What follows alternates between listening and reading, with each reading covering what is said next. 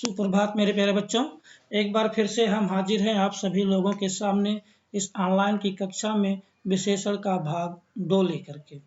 विशेषण के भाग 1 में आपने और हमने पढ़ा था कि विशेषण क्या होता है, उसके कितने भेद होते हैं, और उसके उपरांत अब हम यहाँ पर चर्चा करेंगे कि विशेषण की अवस्था एवं उसके निर्माण। विशेषण की अवस्था के रूप में आपने और हमने यह देखा था कि उसकी 3 अवस्थाएं होती हैं और उन अवस्थाओं तक का अध्ययन हमने किया था।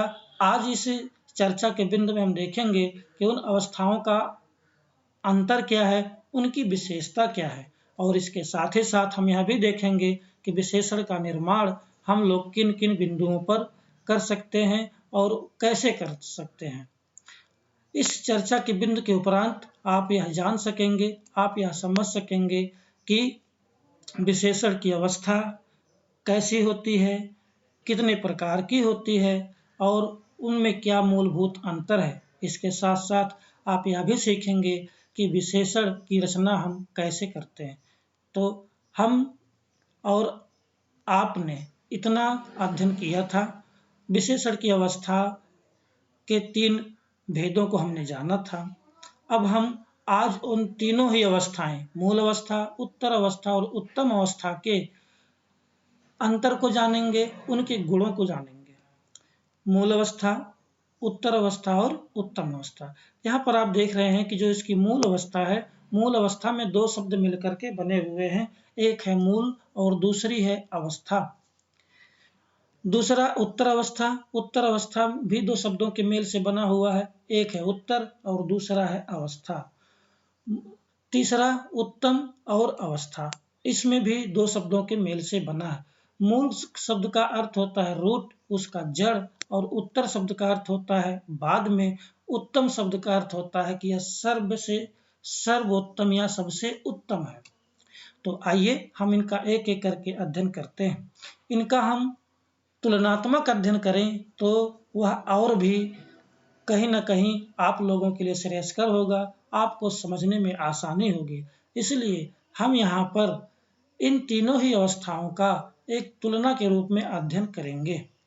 मूल अवस्था, इसमें विशेषण का सामान्य कथन मात्र होता है, अर्थात मूल अवस्था में हम विशेषण के पहले चरण के बारे में कहते हैं, उसकी प्रथम अवस्था को दिखाते हैं। उत्तर अवस्था, इसमें एक को दूसरे से अधिक या कम बताया जाता है, अर्थात जो मूल अवस्था है उसके बाद की जो अवस्था होती है वह उत्तर अवस्था होती है। और इसमें हम यह देखते हैं कि एक जो व्यक्ति है वह दूसरे से अच्छा है या उससे बुरा है। उत्तम अवस्था, इस अवस्था में किसी को सबसे बढ़कर या कम बताया जाता है, अर्थात जो उत्तम की व्यवस्था होती है इसमें सबसे बढ़ करके किसी व्यक्ति को या सबसे कम करके बताया जाता है, अर्थात कोई व्यक्ति सबसे अच्छा हो सकता है या सबसे बुरा हो सकता है। अब हम उदाहरणों के माध्यम से इसे और स्पष्ट कर लेते हैं। जैसे मूल अवस्था में एक वाक्य है, मानिक अच्छा छात्र है। दिलशान मानिक से भी अच्छा छात्र है। अब आप यहाँ पर देख रहे होंगे कि मानिक अच्छा छात्र है, यह विशेषण की पहली अवस्था है, लेकिन दिलशान मानिक से भी अच्छा छात्र है, तो यहाँ पर यह बता रहा है कि जो दिलशान है वह मानिक से भी अच्छा है, अर्थात मानिक से श्रेष्ठ है।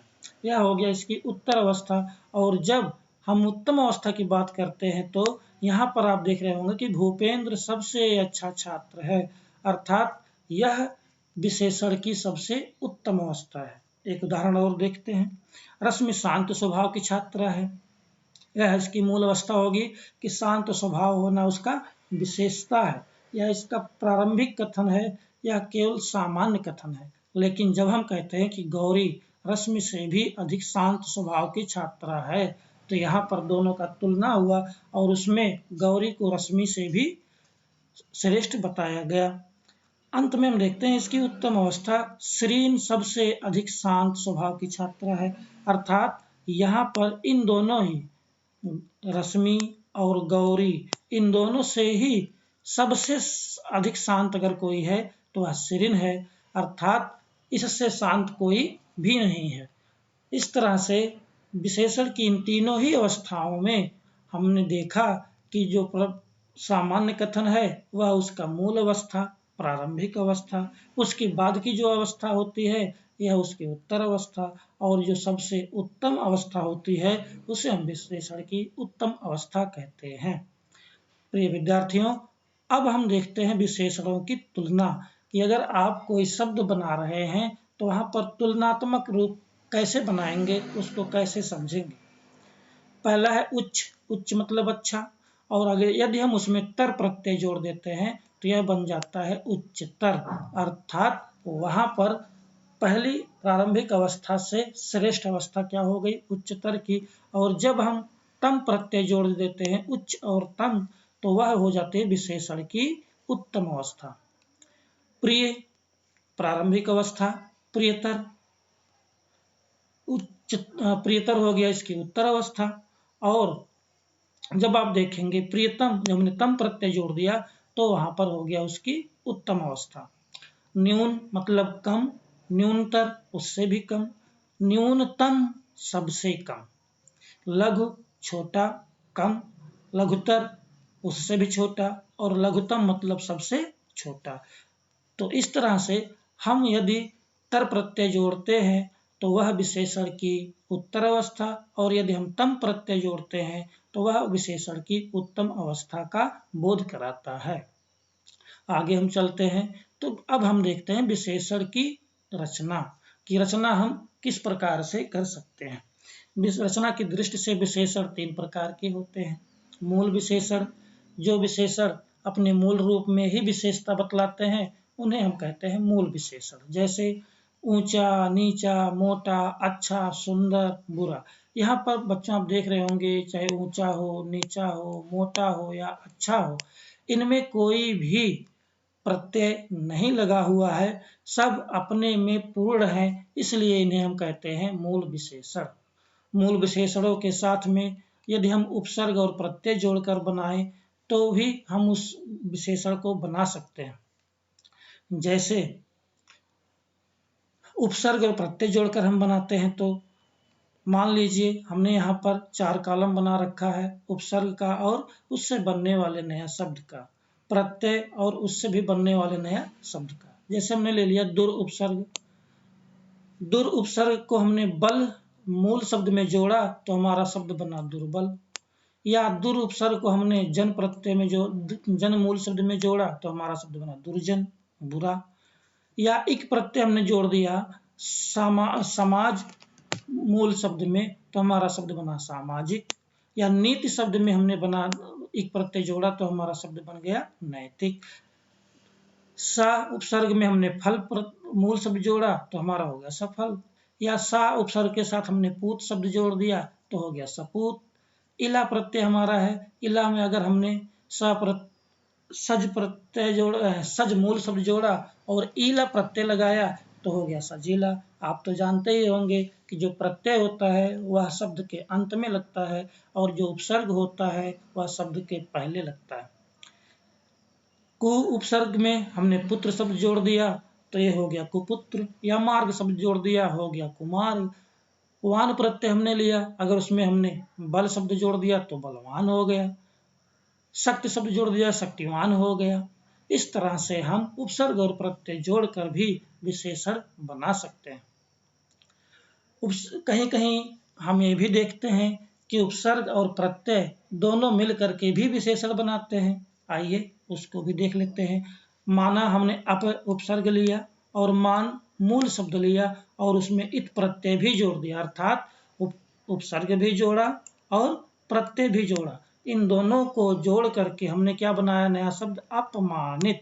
अप उपसर्ग, मान मूल शब्द, इत प्रत्यय, जब इन तीनों शब्दों को हमने एक नया शब्द बनाया तो वह क्या बना, अपमानित। आ उपसर्ग लिया, धर्म मूल शब्द, एक प्रत्यय जोड़ा तो हमारा शब्द बना आधार्मिक। अन उपसर्ग लिया, आचार मूल शब्द है, आचार मतलब आप समझते हैं हमारा व्यवहार, और ई प्रत्यय जोड़ा तो हमारा नया शब्द क्या बना, अनाचारी। आ उपसर्ग लिया, न्याय मूल शब्द लिया और ई प्रत्यय जोड़ दिया, हमारा नया शब्द क्या बना, अन्यायी। तो इस तरह से कहीं ना कहीं हम विशेषण की रचना करने में उपसर्ग और प्रत्यय दोनों शब्दों को एक साथ मिला करके भी हम कर सकते हैं। आगे हम देखते हैं समास के प्रयोग से दो शब्दों को मेल से विशेषण बनाते हैं, जैसे चलता फिरता टेढ़ा मेढ़ा आदि।